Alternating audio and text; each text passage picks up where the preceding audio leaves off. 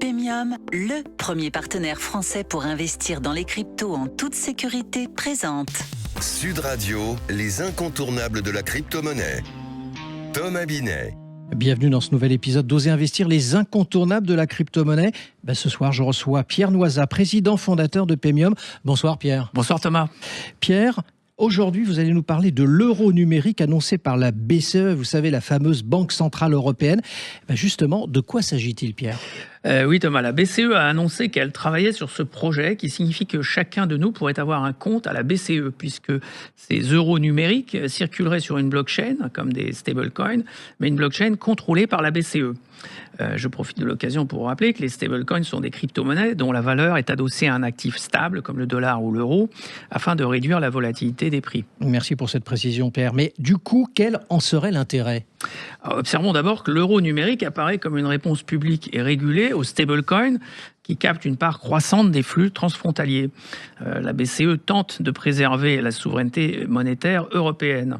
En effet, les stablecoins adossés au dollar, comme USDT, avec une capitalisation de plus de 150 milliards de dollars, dominent 80% des échanges crypto, exposant l'Europe à un risque de dollarisation numérique. Du coup, la question qu'on peut se poser, c'est comment ça fonctionne tout ça ? Alors, selon les dernières annonces de la BCE en octobre 2025, mois dernier, ce projet serait en phase de déploiement expérimental avec une infrastructure hybride intégrant des blockchains ouvertes comme Ethereum ou Solana, pour favoriser les flux internationaux. Mais alors, pourquoi, c'est une question aussi qu'on se pose souvent, certaines banques s'inquiètent-elles de cette situation ? Oui, parce que l'euro numérique serait émis par la BCE et les banques centrales nationales. Les banques craignent d'être court-circuitées. En effet, si vous avez un compte à la BCE grâce à l'euro numérique et que vous obtenez vos prêts via la finance décentralisée, la fameuse DeFi, vous pourriez vous passer d'un compte bancaire ouvert dans une banque commerciale privée. En réponse à cette inquiétude, la BCE affirme que l'euro numérique sera accessible via les banques ou les plateformes PSAN, avec un plafond de détention de 3 000 € par utilisateur pour éviter cette désintermédiation bancaire. Mais est-ce que du coup, les utilisateurs vont abandonner les stablecoins au profit de l'euro numérique de la Banque Centrale Européenne ? Ce n'est pas sûr, Thomas. L'euro numérique bénéficie certes de la garantie de parité avec l'euro de la BCE.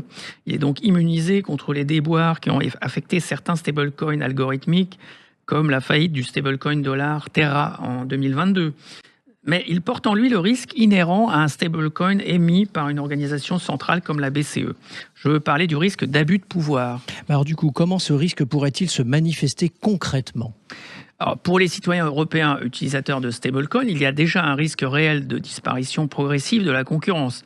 La BCE supervise les comptes bancaires en euros et pourrait donc rendre la vie impossible aux émetteurs de stablecoins euros par la réglementation. Ils ne pourraient plus détenir de réserves en euros ou bien ces réserves pourraient être gelées. Ensuite, il y a un risque encore plus grand de censure des transactions car l'émetteur, la BCE, serait à la fois le régulateur et l'opérateur des systèmes de paiement en euros. Alors du coup, les deux risques se combinent contre nos intérêts, à nous. Tout à fait, Thomas. C'est pourquoi de nombreuses voix mettent en garde contre ce projet de la BCE. La surveillance généralisée rendue possible par la technologie, associée à un monopole sur les moyens de paiement, forment une combinaison potentiellement létale pour nos libertés. Ce Big Brother pourrait non seulement surveiller toutes nos transactions, mais aussi les censurer à sa guise. Les citoyens européens seraient à la merci des lobbies qui veulent nous dicter nos comportements, que ce soit au nom de l'écologie, de la tolérance ou de la solidarité, de beaux concepts trop souvent détournés par des gens qui ont un fonds de commerce politique. On ne serait plus très loin d'un régime comme celui qui sévit en Chine. Et il y a un réel danger selon vous ?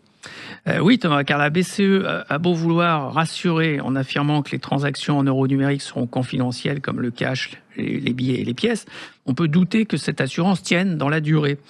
L'histoire a démontré souvent que des gens dotés de grands pouvoirs finissent par en abuser. Heureusement, les États-Unis, grâce notamment au Genius Act de Donald Trump, continuent de proposer une alternative plus libre avec les stablecoins dollars.